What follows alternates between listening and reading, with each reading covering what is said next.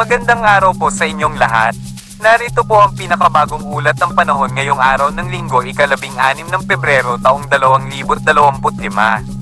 Mga sistema ng panahon na nakakaapekto sa Pilipinas.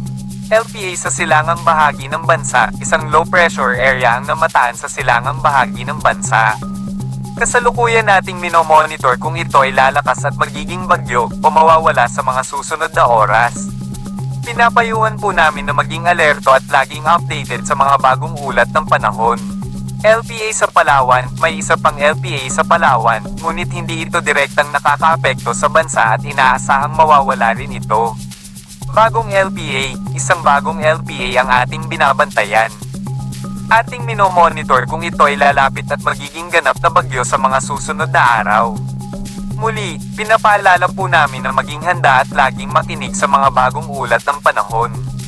Lagay ng panahon sa iba't ibang rehiyon. Luzon, mataas ang posibilidad ng kalat-kalat na pag-ulan at pagkulog sa Batanes at Babuyan Islands dahil sa shear line. Inaasahan din ng pag-ulan sa Cagayan, Isabela, Aurora at Quezon dahil sa easterlies. Maging handa po sa biglaang buhos ng ulan. Palawan, Visayas at Mindanao, inaasahang magiging maayos ang panahon, ngunit may posibilidad ng biglaang pag-ulan sa hapon at gabi dahil sa easterlies at ITCZ. Maging alerto po sa anumang oras. Ang ulat na ito ay batay sa kasalukuyang lagay ng panahon. Maaaring magbago ang lagay ng panahon anumang oras. Laging updated sa mga bagong ulat ng panahon. Para maging updated at manatiling notified, mag-subscribe po sa aming YouTube channel. Salamat po at ingat palagi, mga kababayan. Dumako naman tayo sa ating partner para sa mga karagdagang impormasyon sa loob ng ating bansa.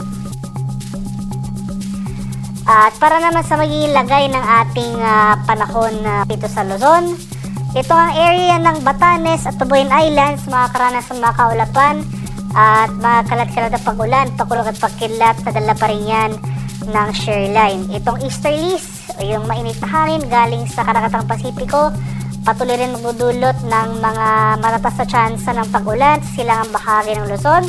Inulit ko po sa mga lalawigan ng Cagayan, mainland Cagayan, Isabela, Aurora, pati na rin dito sa Quezon.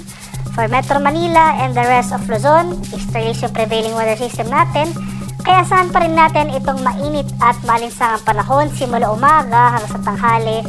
Magdala pa rin tayo ng pananggalang sa ulan dahil nandiyan pa rin yung mga tsansa ng thunderstorms late afternoon to evening.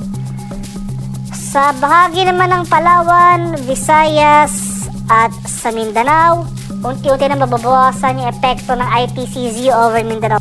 Inaasahan natin na easterlies na rin yung weather system na makakaapekto sa nasabing lugar. At dahil sa pag-atras o yung paghina ng epekto ng ITCZ over Mindanao, improving weather conditions ng ating inaasahan over southern Mindanao area. So, maliwala sa panahon ng ating mararanasan over Zamboanga Peninsula, Barm, Soxargen at Davao Region. Magpapatuloy yung mainit at malinsangang panahon sa Palawan at Visayas. Pero gayon pa man, sa lahat ng forecast areas na ito, Palawan, Visayas at Mindanao, kahit na easterlies yung prevailing weather system natin, dahil mainit yung ating panahon, posible pa rin mamuo yung mga thunderstorm clouds sa tanghali, posible bumagsak yung mga malalakas, pero panandali ang pag-ulan pagsapit ng hapon hanggang sa gabi. Kaya magdala pa rin tayo ng pananggalang sa ulan.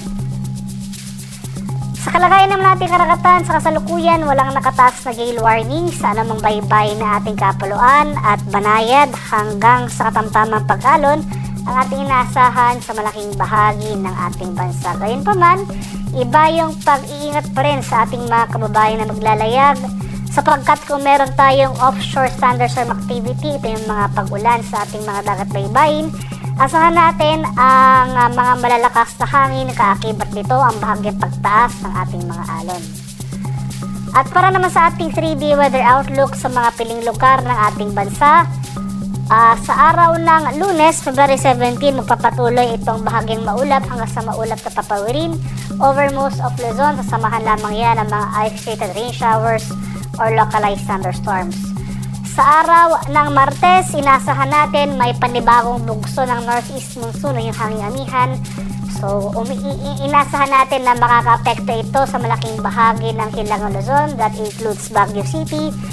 Aasahan natin na bababa yung chance ng thunderstorm activity over this area. At maliwala sa panahon pa rin sa araw ng Tuesday. At may mga mahihinang pag-ulan over Northern Luzon. Magpapatuloy yung chance ng thunderstorms sa rest of Luzon area. Pagsapit naman ng Miyerkules, mataas ang chance ng kaulapan at pag-ulan na dala ng amihan ang ating inaasahan sa malaking bahagi ng Hilagang Luzon. So that includes Cagayan Valley and Cordillera na kung saan itong Baguio City ay nandun po. Dito naman sa area ng Visayas, for these 3 days, Monday, Tuesday at Wednesday, malaking bahagi ng Visayas, particular na Metro Cebu, Iloilo City at Tacloban City, magpapatuloy itong mainit at malinsangang panahon. Generally fair weather, pero nandyan pa rin yung mga chance ng thunderstorm sa hapon hanggang sa gabi. Dahil sa epekto ng easterly sa araw ng Miyerkules, itong bahagi ng Eastern Visayas, particular dito sa Tacloban City, makakaranas ng mataas na tsansa ng makalat-kalat na pag-ulan, pagkulog at pagkidlat. Sa bahagi naman ng Mindanao, dito sa areas ng Metro Davao, Cagayan de Oro City at Zamboanga City, gayon din po ang ating inaasahan.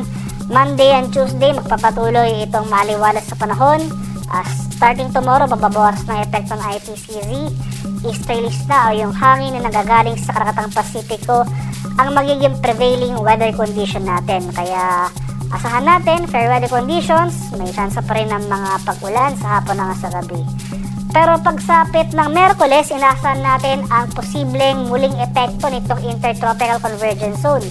Bahagyang aakyat or mag-shift northward yung axis nito na kung saan posible itong makaapekto sa malaking bahagi ng Southern Mindanao, including ilang bahagi ng Davao Region. So dito sa Metro Davao, sa araw ng Miyerkules, asahan natin itong makaulapan at mga kalat-kalat na pag-ulan, pagkulog at pagkidlat. Ang haring araw dito sa Kamaynilaan ay lulubog mamayang 6:01 ng hapon at sisikat naman sa ganito 6:20 ng umaga.